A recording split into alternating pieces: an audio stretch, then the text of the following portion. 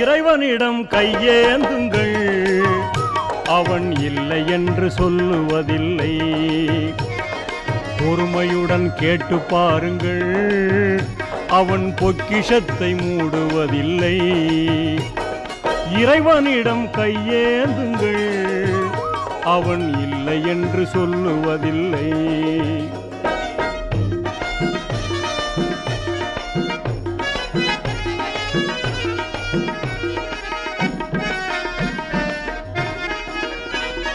இல்லை என்று சொல்லும் மனம் இல்லாதவன், ஈடு இணை இல்லாத கருணை உள்ளவன், இன்னல் பட்டு எழும் குரலை கேட்கின்றவன், எண்ணங்களை இதயங்களை பார்க்கின்றவன். இறைவனிடம் கையேந்துங்கள், அவன் இல்லை என்று சொல்லுவதில்லை.